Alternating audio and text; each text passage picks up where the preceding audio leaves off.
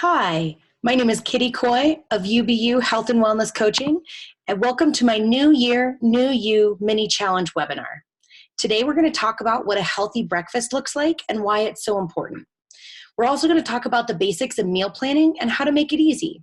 So here's a quick overview of how the webinar is going to go. I'll give you some information about the topics, and then I'll give you a little homework challenge at the end so you can implement the tips you've just learned. So let's start talking about breakfast. We've all heard that breakfast is the most important meal of the day, which really is true. Eating a good breakfast starts your metabolism. Just like an engine, your body's metabolism does not start running until you fuel it. So I recommend eating within 60 to 90 minutes of waking up.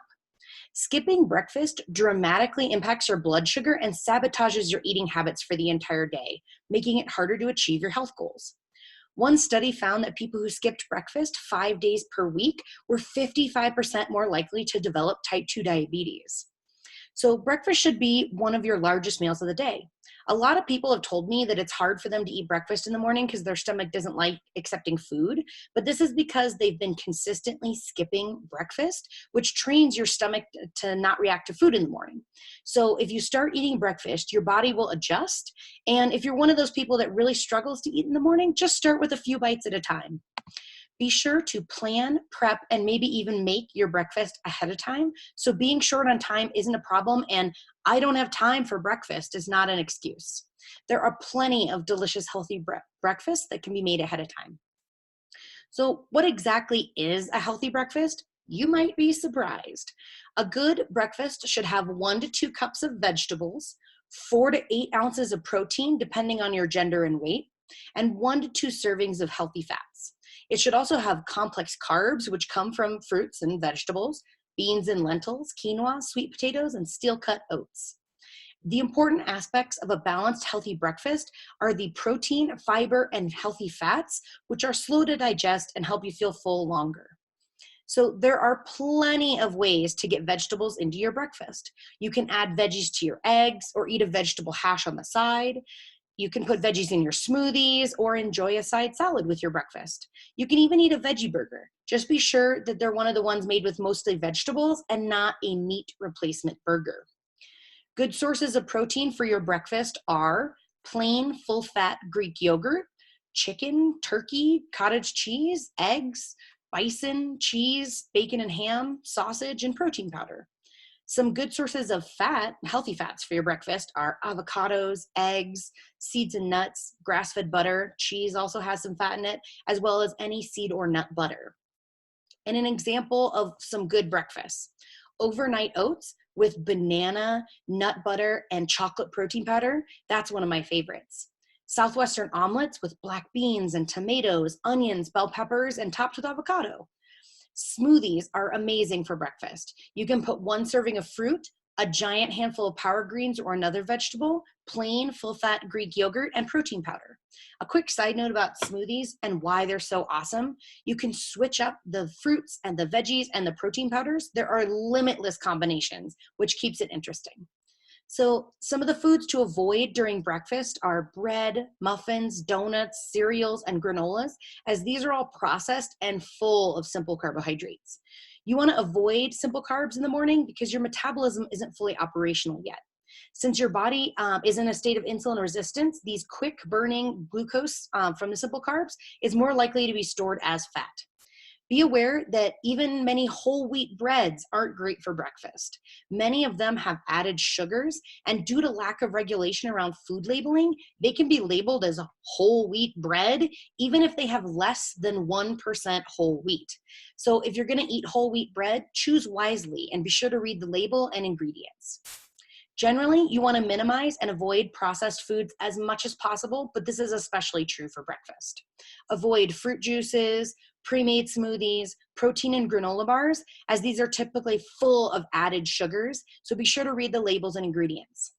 Really, you always want to avoid anything that has high fructose corn syrup or any of the other sugar synonyms and that they use to add sugars. Now let's talk about meal planning and prepping. Before we start, here's a quick explanation of the difference between these two things.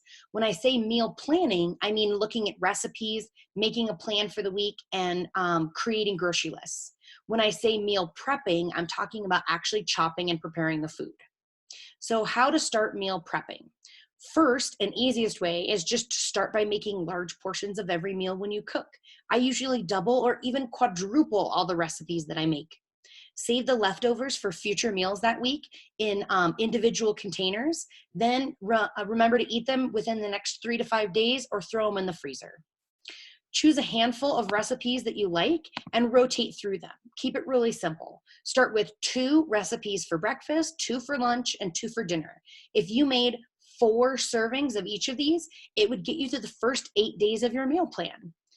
And be sure to space it out when you eat those meals. It gets really boring eating the same dinner every night. So I'll eat Monday's dinner for Tuesday's lunch and then again for Thursday's dinner. And the biggest secret is planning is the key to successful meal planning. You should plan all of your meals for the entire week before you go to the grocery store. That way you'll be sure you've got all the ingredients you need. If you want to cut down on your meal prepping time, you can do it twice a week for a shorter time. And that typically makes it easier to get to squeeze in on a weeknight. I always do my meal planning, grocery shopping, and meal prepping on 3 consecutive days. This helps the process be easier to squeeze into my busy schedule.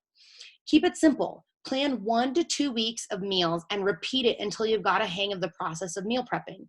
Then you can start adding 1 to 2 new meals a week. But don't forget to add snacks to your meal plan. This is essential. Otherwise, you'll be reaching for unhealthy snacks. So here are some time-saving meal prepping tips. Be specific in your planning. The more details you put into your plan up front, the more time you'll save preventing a second grocery store trip. Take a few central ingredients and work them into multiple meals. For example, let's take grilled chicken.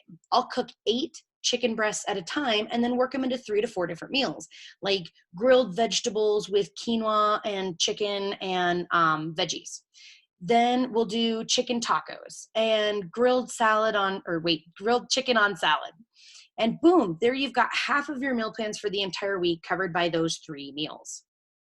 So here's your homework for today's challenge.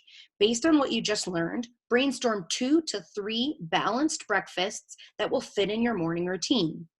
Pick 2 lunches and 2 dinners, and then you've created a meal plan for the week. Grocery shop to get enough ingredients for 4 servings of all of these meals, and then follow your meal plan for the rest of the week.